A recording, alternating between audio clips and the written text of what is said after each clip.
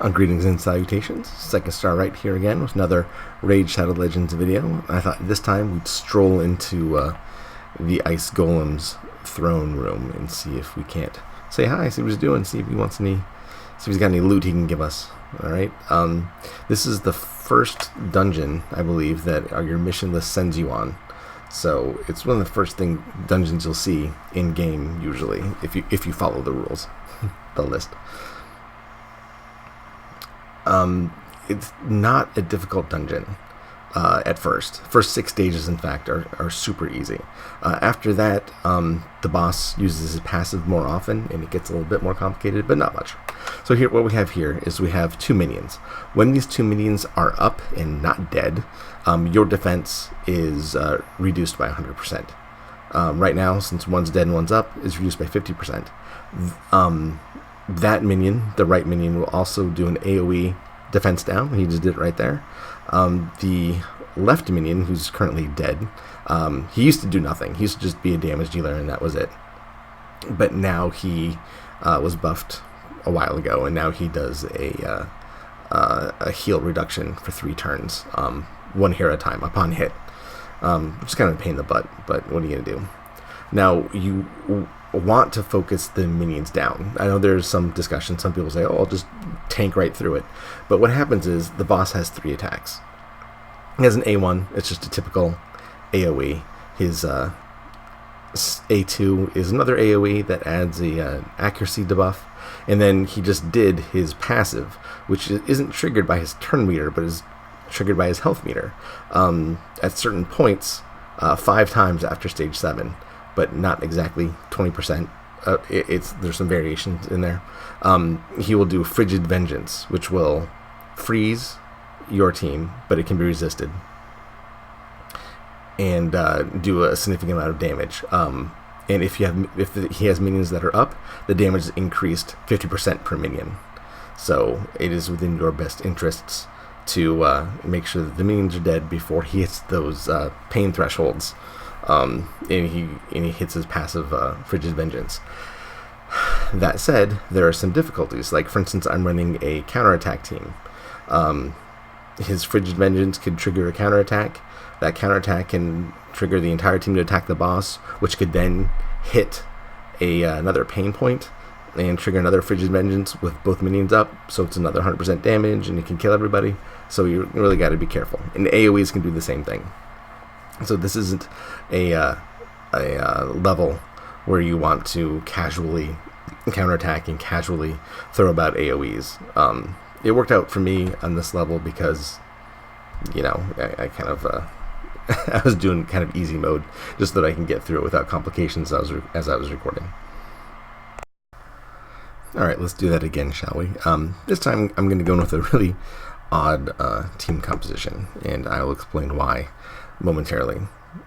First off, I brought in someone with only AoEs so that we can see if we can't trigger bad things to happen to our team using AoEs. Then I also brought in Luria and Conqueror because they have the skills that will stop a revive, and since the boss is reviving like the minions 5 times a battle, it is worthwhile to see if we can make that happen.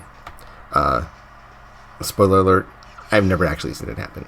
It is so difficult to trigger these skills that only proc on a kill on a long cooldown that it happens so infrequently that I would not try to build a team around that, but I wanted just to see what would happen. I also brought in Lady Estessa, who I could have sworn like a couple days ago had a different name, like just a regular rank and file soldier name, which I'm glad they changed because you never want to see something so generic on an epic. But she's wearing a destroy set, and again, it's cool that it's a thing that works, but it's not something you ever want to work because it's just so completely unwieldy.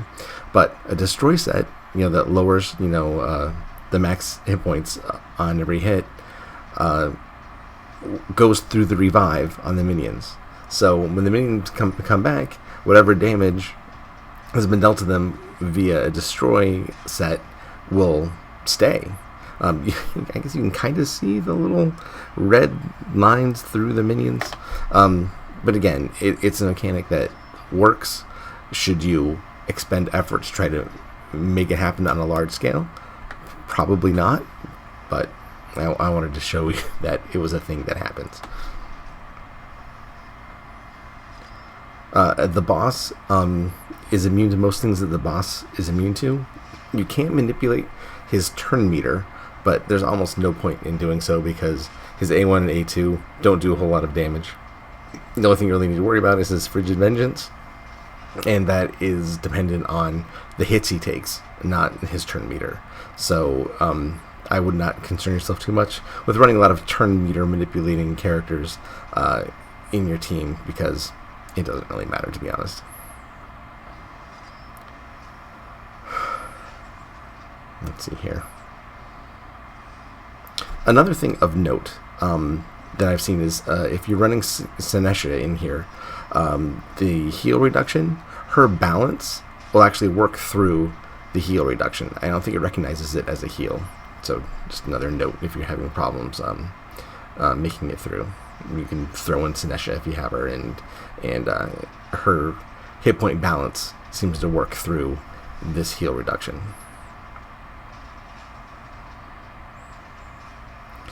Okay, well, perhaps I chose a level a bit too difficult for the level 40 heroes that I brought along. Additionally, there will come a point where the AI will decide to ignore the minions. As you're coming towards the end of the boss's health bar and minions are up, you'll see that all of your heroes ignore the minions and go for the boss. That's an example of AI working well, which we don't always see in this game, but this is one of those cases where it just wants to be done with it.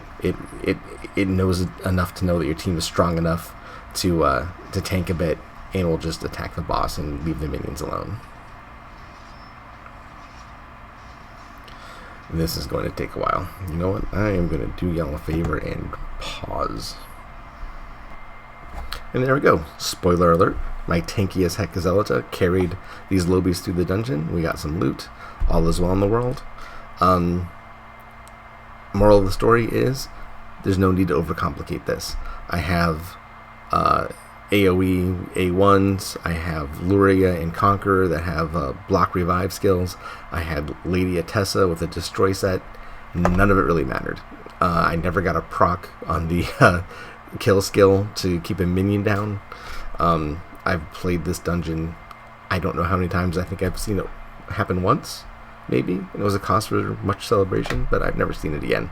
I kind of think that the block revive skill is just more designed for manual play, especially like arena. Most people auto their dungeons, and I don't think that this was really designed for that. If you are super interested in it, the new barbarian that came out, Maeve, you can actually get a block revive down to 3-turn cooldown if you book her a lot. I'm not going to tell you not to do that, but don't do that. I think the moral of the story is with this dungeon, focus on the minions, get them down, wait for the boss to proc his passive, tank it, kill the minions again, and rinse and repeat until he's dead. Alright, that's it. Alright, hope you enjoyed this. I don't want it to be so anticlimactic, but it's really not that difficult if you just manage the minions and know when the boss is gonna do his passive. Alright, I hope you liked it, hope you enjoyed it, and I will see you guys next time. Alright, man, I appreciate it. Take care.